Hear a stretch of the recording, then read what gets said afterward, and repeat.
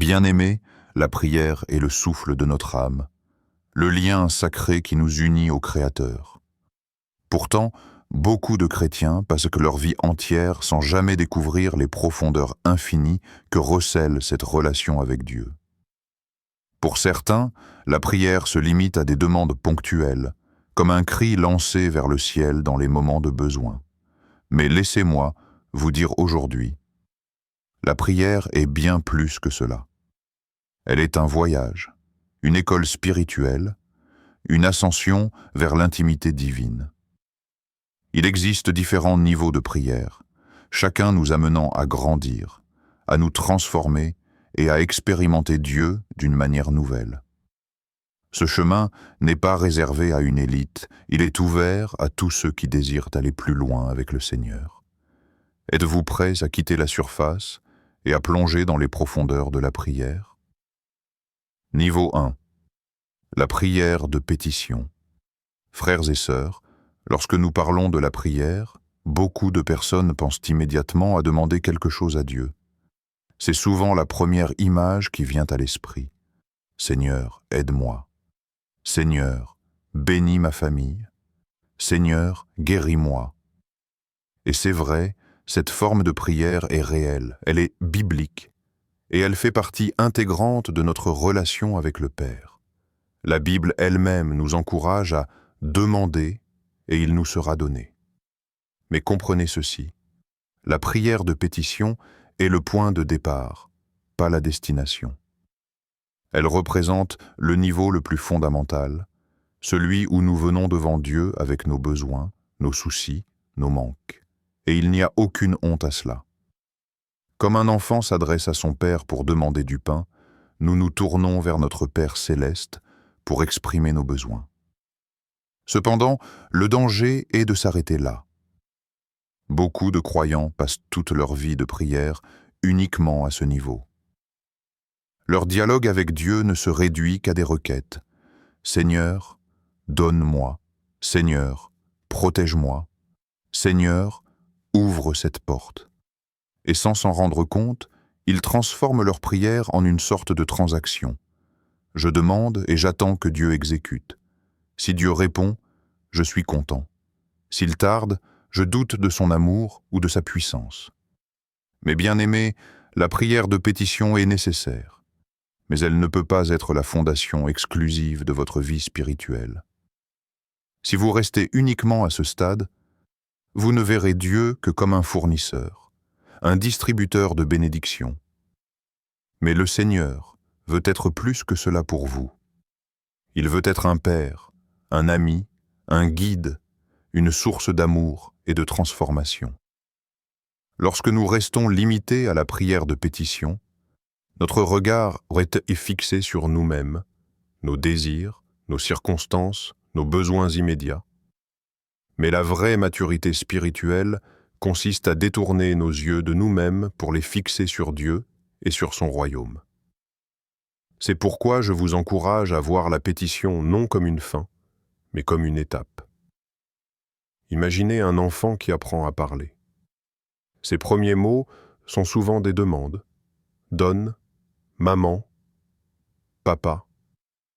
Mais si cet enfant grandit et ne dépasse jamais ce stade, quelque chose ne va pas. De la même manière, dans notre marche avec Dieu, nous devons apprendre à dépasser le simple « donne-moi » pour entrer dans une relation plus profonde. Alors oui, continuez à présenter vos besoins au Seigneur, car il est attentif. Mais comprenez que la prière est bien plus large, bien plus riche. Ce premier niveau est comme l'entrée d'une maison. Vous y entrez, mais vous n'êtes pas censé rester bloqué à la porte. Derrière se trouvent des pièces remplies de trésors spirituels. La question est, voulez-vous aller plus loin? Niveau 2. La prière d'intercélébration. Bien-aimés, après avoir appris à présenter nos propres besoins à Dieu par la prière de pétition, nous sommes invités à un niveau supérieur, la prière d'intercession. Ici, quelque chose de profond se produit. Nous cessons de mettre uniquement nos propres besoins au centre, et nous commençons à porter les fardeaux des autres. L'intercession, oh c'est ça. C'est se tenir dans la brèche. C'est devenir un pont entre Dieu et ceux qui ne prient pas, ou qui n'en sont pas capables. C'est dire, Seigneur, regarde cette personne, regarde cette famille, regarde cette nation. C'est prier comme si c'était nous qui traversions leur épreuve. Dans ce niveau, la prière n'est plus centrée sur moi, mais sur eux. Et c'est précisément là que l'amour de Dieu se manifeste. Lorsque vous intercédez pour quelqu'un d'autre, vous touchez le cœur du Père. Car notre Dieu cherche des hommes et des femmes prêts à se lever pour d'autres. Rappelez-vous, dans les Écritures, le Seigneur dit qu'il cherchait quelqu'un pour se tenir à la brèche afin d'empêcher la destruction. Mais il n'a trouvé personne.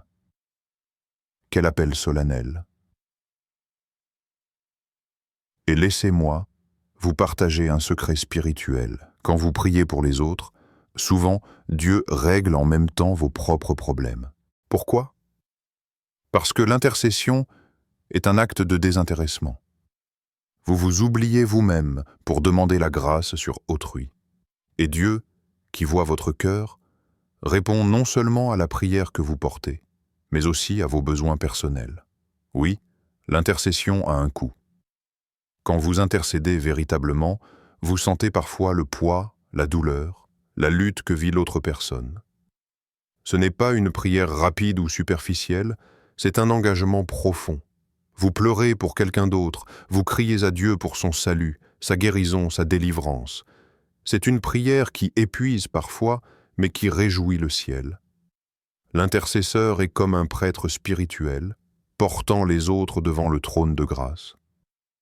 Et je vous le dis, rien n'est plus puissant qu'une église, une famille, un croyant qui s'est intercédé. Les portes du ciel s'ouvrent plus rapidement, parce que l'intercession est alignée sur l'amour et la volonté de Dieu. Alors, frères et sœurs, ne limitez pas vos prières à votre maison, vos finances, vos problèmes. Élargissez vos horizons. Portez dans vos prières vos voisins, vos collègues, votre nation. Le monde souffre d'un manque d'intercesseurs. Soyons de ceux qui répondent à cet appel. Niveau 3. La prière de guerre spirituelle. Bien-aimés, laissez-moi maintenant vous parler du 3e niveau. La prière de guerre spirituelle. Ce niveau est redouté, et pourtant, il est essentiel. Car notre combat, mes frères et sœurs, n'est pas contre la chair et le sang, mais contre les forces spirituelles de ténèbres. La prière de guerre spirituelle, ce n'est pas crier contre un voisin, ni maudire une personne. Non, c'est se lever dans l'autorité que Dieu nous a donnée pour affronter les puissances invisibles qui cherchent à bloquer nos vies, nos familles et notre destinée. Souvenez-vous de Daniel. Il priait, et sa prière avait été entendue dès le premier jour. Mais une guerre spirituelle dans les lieux célestes a retardé la réponse pendant 21 jours. Voilà pourquoi certaines prières semblent tarder. Ce n'est pas que Dieu ne veut pas, mais il y a une opposition dans le monde spirituel. Et c'est là qu'intervient la prière de guerre. Dans cette dimension, nous ne sommes plus passifs. Nous déclarons, nous résistons, nous lions les œuvres de l'ennemi, nous brisons les forteresses. Jésus nous a donné l'autorité d'écraser les serpents et les scorpions, et rien ne pourra nous nuire. Cette autorité, ce n'est pas de la force humaine, c'est une autorité déléguée par le Seigneur lui-même. Mais attention, mes bien-aimés, la guerre spirituelle n'est pas pour les immatures. Elle demande une connaissance de la parole, une vie enracinée dans la foi et l'armure complète de Dieu. Vous ne pouvez pas entrer dans une bataille spirituelle avec vos seules forces. Vous devez être revêtus de la puissance du Saint-Esprit. Beaucoup évitent ce type de prière, car elle attire parfois une opposition spirituelle. Oui, l'ennemi riposte quand il est attaqué. Mais n'oubliez jamais, en Christ, nous sommes plus que vainqueurs. Celui qui est en nous est plus grand que celui qui est dans le monde. Alors, si vous vous sentez bloqué, si vous voyez des chaînes persister malgré vos prières, Peut-être est-il temps de vous lever dans la guerre spirituelle. Ne priez pas seulement pour demander, mais priez pour renverser les œuvres de l'ennemi. Proclamez la victoire de Jésus, invoquez son sang et tenez ferme jusqu'à la percée. La guerre spirituelle n'est pas une option, c'est une nécessité. Car nous ne pouvons pas rester spectateurs pendant que l'ennemi ravage des vies. Dieu cherche des guerriers de prière, prêts à se tenir sur le champ de bataille spirituelle. Êtes-vous prêts à être de ceux-là, niveau 4? La prière prophétique. Frères et sœurs, le 4e niveau de prière est la prière prophétique. Ici, nous entrons dans une dimension où la prière ne se limite plus à réagir aux circonstances présentes, mais où elle devient créative et visionnaire. La prière prophétique, ce n'est pas seulement présenter des besoins ou intercéder pour quelqu'un, c'est déclarer la volonté de Dieu dans l'existence. C'est appeler les choses qui ne sont pas encore comme si elles étaient déjà accomplies. C'est collaborer avec le ciel pour voir le royaume de Dieu s'établir sur la terre. Quand nous prions prophétiquement, nous ne nous arrêtons pas aux faits visibles. Nous regardons au-delà, avec les yeux de la foi, pour saisir ce que Dieu veut manifester. Là où le monde dit « c'est impossible », nous proclamons « rien n'est impossible à Dieu ». Là où il y a la mort, nous parlons de vie. Là où il y a la stérilité, nous appelons la fécondité.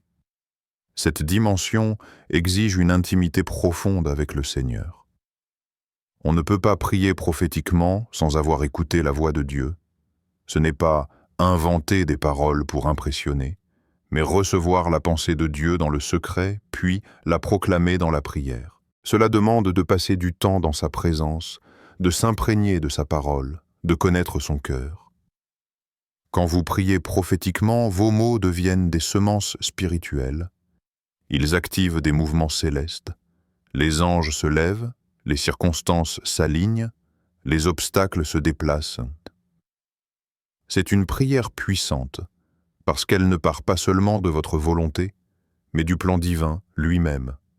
Mais attention, plus le niveau est élevé, plus la responsabilité est grande. On ne peut pas utiliser la prière prophétique pour nos désirs personnels ou charnels. Elle n'est pas un outil pour manipuler Dieu, mais un moyen d'accomplir sa volonté. Voilà pourquoi elle nécessite une maturité spirituelle. Imaginez, quand un prophète déclare la parole de Dieu, les nations peuvent être bouleversées, l'histoire peut changer. De la même manière, vos prières prophétiques peuvent transformer des familles, des communautés et même des générations. Alors, frères et sœurs, ne restez pas limités à prier seulement sur les problèmes que vous voyez. Demandez au Seigneur, quel est ton plan? Quelle est ta volonté dans cette situation? Et quand il vous révèle sa pensée, proclamez-la avec foi. Car Dieu veille sur sa parole pour l'accomplir. Niveau 5. La prière contemplative. Bien-aimés, nous arrivons maintenant au plus haut niveau. La prière contemplative. Ici, la prière cesse d'être une activité pour devenir une relation. Elle cesse d'être des paroles pour devenir une présence. La prière contemplative, c'est entrer dans l'intimité avec Dieu, sans forcément demander quoi que ce soit. C'est rester en silence, dans une adoration profonde, juste pour être avec lui. C'est comme un ami qui n'a pas besoin de parler pour se sentir proche. Sa simple présence suffit. Ce niveau de prière est le plus difficile pour beaucoup, car il demande de ralentir, de mettre de côté nos distractions, nos listes de requêtes, nos agendas. Il demande de s'arrêter et de dire « Seigneur, je ne viens pas pour obtenir quelque chose. Je viens simplement pour toi. » Dans la prière contemplative, nous apprenons à écouter Dieu avec notre cœur, et non seulement avec nos oreilles. Nous nous laissons remplir de sa paix, de son amour, de sa gloire. Et c'est là que la véritable transformation se produit. Car ce que nous contemplons, nous le reflétons. Lorsque vous contemplez la gloire de Dieu, elle commence à se déposer sur vous, à changer votre caractère, vos pensées, vos désirs. Jésus lui-même nous a montré l'exemple. Souvent, il se retirait seul, non pas pour faire de grandes demandes, mais simplement pour être avec le Père. Et c'est dans ces moments d'intimité que sa force, sa sagesse et sa puissance se renouvelaient. La prière contemplative n'est pas une perte de temps, comme certains pourraient le croire. Au contraire, c'est le temps le plus précieux. Vous pouvez rester 1 heure dans le silence de sa présence et ressortir plus transformé que par 10 heures de prières agitées. Car dans ce silence, l'esprit travaille en profondeur. Mais soyons honnêtes, ce niveau demande un sacrifice. Il demande de la discipline, du temps et une vulnérabilité totale. Beaucoup préfèrent rester au niveau plus actif, où l'on parle, où l'on lutte, où l'on déclare. Mais ici, il faut apprendre à se taire et à laisser Dieu être Dieu. Mes frères et sœurs, la prière contemplative est le sommet. C'est là que nous découvrons que la plus grande bénédiction, ce n'est pas ce que Dieu peut nous donner, mais Dieu lui-même. C'est là que nous cessons de chercher des réponses, car nous avons trouvé la présence. Et dans cette présence, chaque réponse se trouve déjà.